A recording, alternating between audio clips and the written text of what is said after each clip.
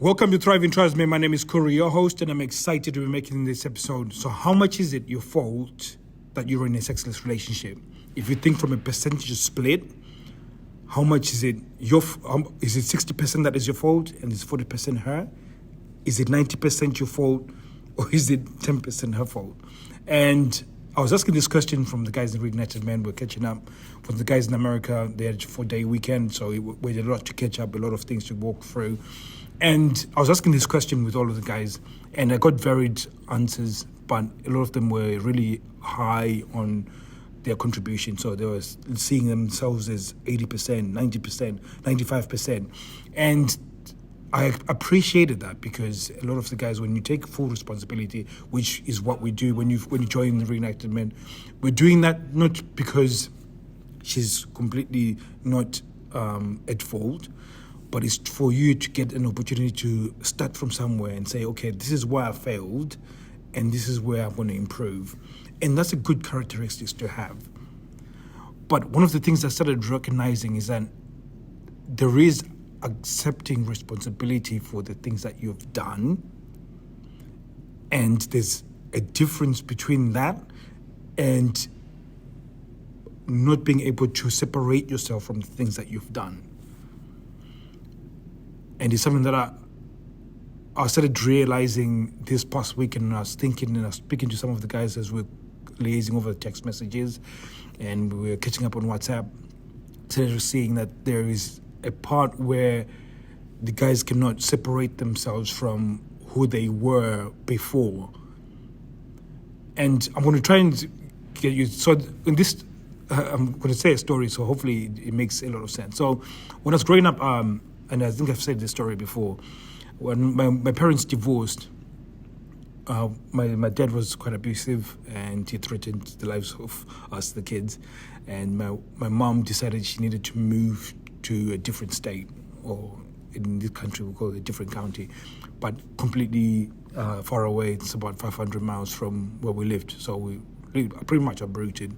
And in Africa, when you move 500 miles, the language completely changes, whereas it's a bit different in the UK. When you travel 500 miles, the accent just changes, but where I lived, the language completely changed. So it was a completely different tribe.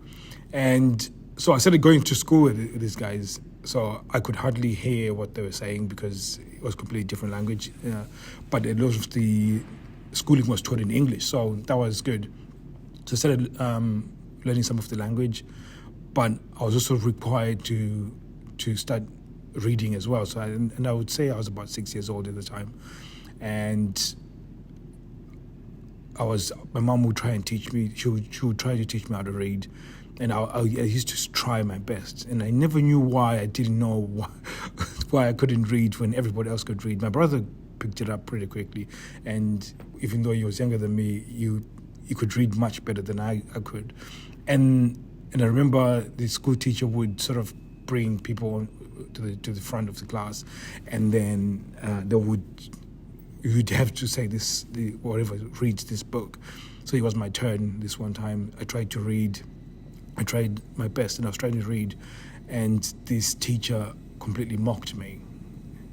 And by the teacher mocking me, it gave license to all the other children to mock me, and instead of calling me idiot, really stupid, can't read, all this, and it was the most devastating thing that could have happened to me, because all of a sudden there was this one thing that I couldn't do, that I was at fault for, that I couldn't do, and that was now the definition of who I was. And then luckily, as I grew older, I just got better at sports, but I started getting really good at sports.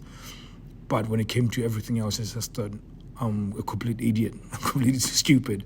And when people said, "Oh, what did you get at school?" I was like, "Oh no, I'm an idiot. I don't know how to do that." Or they gave me a book, like, "No, I'm a complete idiot." And that became the definition of who I was. And like some of you guys, we've all fucked up in relationships. And I also say this: we are all making it up as we go along. And I'll go as far as saying that I'm still trying to figure things out in my own marriage. I haven't got it figured out to the point where everything is always rosy. And I would add and say, I challenge you guys that the moment you have no challenges in your relationship, that's the death of your relationship. So we still have challenges. And my point being is that the reason why we don't suffer from the challenges is because we've now taken a different approach. Those challenges don't define who we are within that relationship. And a lot of you guys, your contribution and what you've done in order to come to this place, some of you guys have harbored resentment. And if most of the guys within Reignited Men, I'll speak directly to them. So they've harbored things like resentment, they've been transactional, they've put ultimatums in order to have sex, again, which is really bad, no different to rape. They've done all these things, and those were contribution towards continuing the cycle of sexless relationship. You got to a point where you realized, okay, this is wrong. I need to find a different way of doing things. You started studying, you started going, listening to podcasts, started doing different things in order to change things. And you've now found yourself within Reignited Men. And a lot of you guys are changing your relationships, you're changing the way you view the relationships. And I've said all of this because while I was at school and I was being called the idiot or the class idiot because I couldn't read, I was defined by that. And that prevented me from actually learning anything.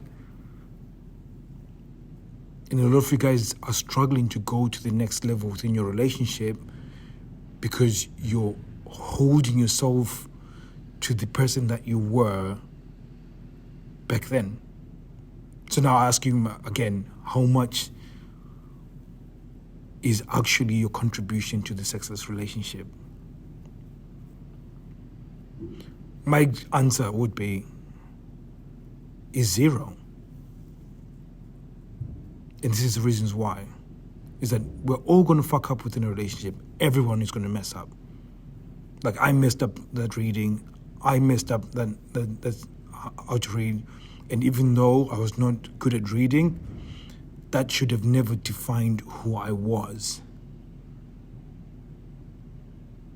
Somebody set me free once, a teacher, and I still remember that lady. She said, "You've got dyslexia, and that doesn't make you stupid." And that was the most liberating moment of my life. And I would like to give that to you guys. It's not your fault. It's 100% not your fault if you're willing to take those faults that you've done, or at least all those mistakes that you've done, and use them to get better. If you're not willing to get better, if you are continuing to do the same mistake and continue reinforcing the mistake, then yeah, you're 100% to blame. But when you can say, you know what, I'm taking responsibility for this, and I'm going to use this situation that I've caused and try and grow, listen to the podcast, do the reading, as long as you're doing this, you are not at fault. You have to let it go. You cannot allow those mistakes to define who you are right now. Now, having said that, like I said, a lot of your wives are 100% at fault. And the reason why is because when you've encountered challenges, they've seen those challenges and decided, I'm not going to take part in growing. They've checked out, they've decided not to take responsibility, they've blamed you and just be on the sidelines of the thing. If you imagine your relationship as being in a car that is supposed to be going to a destination where you're both happy, both fulfilled, both in a good place, you're strapped in, packed, ready to go, and she's not willing to go. That's the person that's 100% at fault. You're in the car saying, you know what, all the shit that I've caused, I get it. I take responsibility for it. I'm trying to get better. And the fact that you're listening to a podcast, and the fact that you're making moves to actually get better, all of that takes you away from the blame from the causation of the sexless relationship. So you have to start thinking like that. You have to reframe your mind like that. Now, I'm not saying this so that you can go to your wife and say you're 100% at fault, and then therefore, no, that's not. You have to be calibrated. So we have to don't be so immature with it. And I'm sorry for putting it that way, but don't be immature with it. Don't go and start saying you're 100% to blame because look at me doing all these things. You don't have to be doing this in order to one up her. She has her own challenges. And again, when it comes to changing a sexless relationship, you have to look at the other side. That for her to change or even get to the place where you are, where you're growing and you're evolving as a person so you can have a better relationship, it has been massively uncomfortable for you. If you're doing it correctly, it's going to be massively uncomfortable. It's going to get you to question every decision that you've made up until you got to this point. It's going to make you relive very painful memories, and for you to confront those things, and once you confront them, it makes you into a better version of yourself. She has to do the same. You're just further along in the journey than you are. And again, in order for her to actually hop into the car, she has to face some of that. And again, if you ever have that conversation, that's okay. We all get to that point where we decide to face those demons and conquer them so we can get better. And sometimes some people, it's too much for them. It's probably easier to blame you. It's probably easier to say you're some sort of sex pest because you want sex all the time. It's probably easier for her. But as she blames you, she's taking 100% of the fault for the relationship not going forward. She's holding the relationship back because she's not willing to be uncomfortable to fix whatever is stopping you from getting into engaging in the relationship. And that's how you should be viewing who's at fault. Because a lot of you guys are holding yourself back because you've made mistakes. And again, this is all sorts of mistakes. Infidelity, all of this, they're all terrible mistakes that would have caused terrible effect to the relationship, but you cannot define yourself by those. As long as you've apologized, you've chosen to walk the right path, you've chosen to improve, you've chosen to leverage all those mistakes in order to get better, all of that is you removing that cloak of blame, lack of a better term. So there's this cloak of blame, you take it off when that burden is not on you anymore. And as you think about this, I want you to think about this episode and think about everything that you think is holding you back in terms of the faults that you've done in the past, whatever it is. And I want you to say to yourself, I'm not that person anymore. And I know it sounds woo-woo and crazy, but I want you to think about it. You're not that person anymore. You're out here listening to podcast episodes. You're out here trying to do stuff. That's the person you are. The person that is evolving, that believes that you can be happy within your relationship. The one that believes in love. The one that is romantic. The one that is powerful. The one that is a leader. That's who you are. And I'm not saying this so you can just feel fluffy on the inside.